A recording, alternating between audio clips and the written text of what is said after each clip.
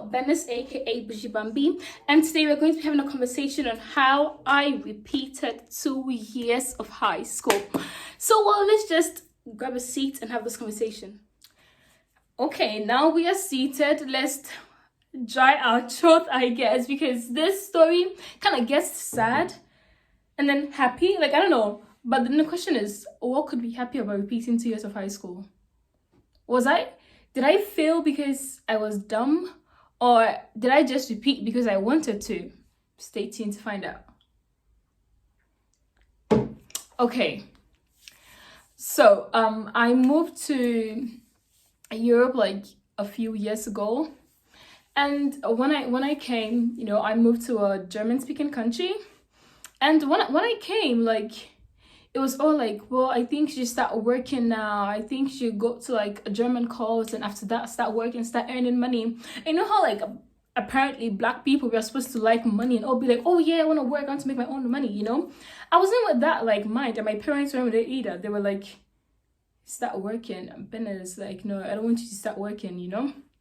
So then we had to like come sit down as a family and think, like, what are we going to do now? Because the people or the government wants Benis to start working. She just wanted to learn the language and start working. Do we want that for her? So my parents were like, nah, they're gonna put me in a school, right? So we went to this school, and when we got there, they were like, I was older than the kind of students they take in there, because I was 15 at that time. So like I was older than the students they take in there. So I had to basically like choose or decide if I wanted to stay in that school or not. And I really didn't like the school because like when we got there were way too many kids, and apparently they were all 13, 14 or whatever, but then they all looked so small and like kids. And I told my dad like, nah, I don't want to be in the school. Okay, he was like, okay. So then we come home, and now we have to like reevaluate our plans and stuff like that.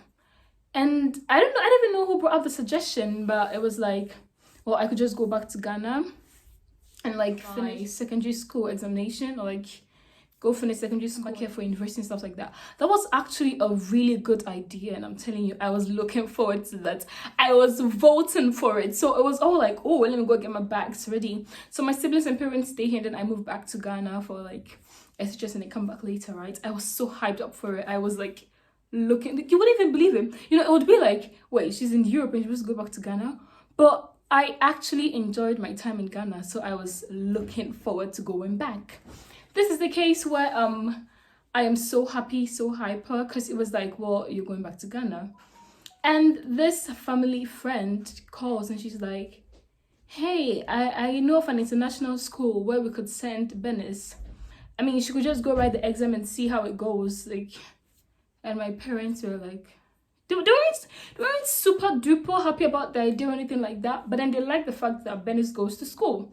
So then they brought the suggestion to me, and then they were like, well, if I go to the school and they don't take me, it wouldn't even matter, because then I can just go to Ghana. So now I had gotten like an ultimatum. It was either I stay here and work, or I go back to Ghana. But now this go back to Ghana had something attached to it. If I go to that international school and I pass the exam, then I have to go to that school. If I don't pass the exam, then I'll go back to Ghana. So if you were me, what were you gonna do? Like, I wanted to go back, right? Okay, so I didn't even study for the exam. It was just maths and English. I didn't even study for it. And before that, I had stayed home for, I think, 4 months. Because I had just completed my BCE, and I had my 3 months holiday before I came here. Then I stayed for a month without going to school. Then I had to go write the exam. Nothing motivated me to learn, because I was looking forward to going back to Africa, right? I was so looking forward to it. I didn't study for the exam. I go sit down, and the English question is, write about your old school. Now, how are you going to feel that? Like, how would you feel that? Write about your old school. So I really thought like they were going to give me like something so difficult. So then I was just like, when I flop, my parents wouldn't even be like, But then write about your old school, and I'm like, what class are they taking me to? And apparently it was just to test if I could speak English. So write about your old school, and like I went to St. Peter's, right? So I was like, I was just writing because this was simple. I was like, okay, maybe let's just pass the English and then the maths be difficult and we just fail maths. So I get like the maths paper and it's algebra. And the thing was, I couldn't really remember much anyways, but like it was like x plus 2y and that's kind of stuff. Like maybe not for everyone, but for me that was like easy work. But then I looked at the work and I'm like, yeah, I'm trying to go back to Ghana. I can't ace this, all right? Okay, so I do something like no I don't really remember what I did, but then I know I wasn't really trying, because I just wanted to write something and I was not looking forward to going to the school or anything like that. So I wasn't like stressed about it or anything. And I come home and they were like, would like message you or call you back in like I think a week's time or something. So I'm home and I'm praying so hard. Like I was looking forward to buy my ticket back to Ghana. I was praying so hard. And I'm at home and like my dad is like, oh, I just got an email from your school. I go check the email. Bernice Boache, you have been accepted into the Lent International School, Ahof. You have been accepted into the Lent International School, Ahof. Now, let me tell you, the level of depression that gripped me, and it became worse as I kept on reading the email, because what did it say next? Due to the fact that I didn't like completely ace it, they were going to take me but then send me 2 classes lower. So now, guess what I had done to myself? I had kept myself in this country, and by not completely passing the work, I had gotten myself repeated 2 classes below because they thought I had a lot to catch up on. Boy, I cried that day, right? I cried that day. And it was like, maybe if I get kicked out of the school, maybe if I get kicked out, it's like I'll go back to Ghana. But then I didn't like the idea, but I was like, let's give this a try. So the first year, like, I couldn't really feel that way because it was way too easy. So I managed to pass. I passed the first year. We go to the next year and like, I just like give up, right? And then I failed the exam. But over here, the exam is written, I think, 2 or 3 times.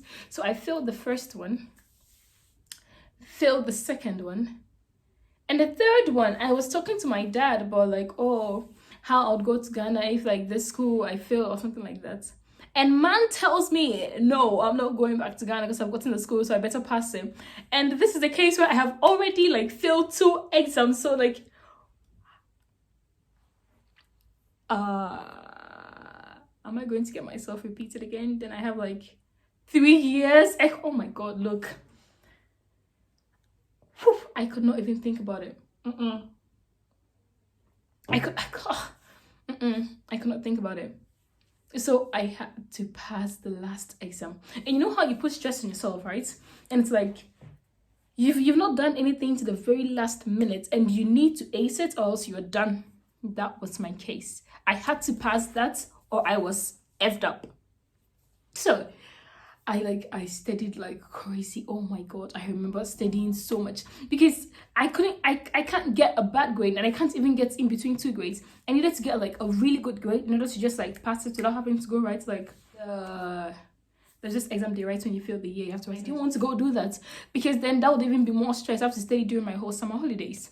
So I take my time. Oh my God, I remember studying so much, reading so many books. I even got books sent to me from Ghana just so I could like read them and stuff like that.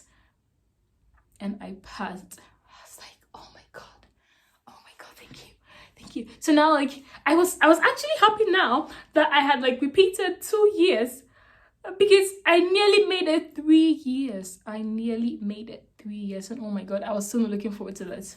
Imagine being in the midst of kids. So I'll probably be like 18 in the midst of 15-year-olds with 3 extra years to go, meaning I'll complete school at 3. Oh my God, let's just stop this calculation. Let's just end it there. Like, this is actually making me crazy. Let's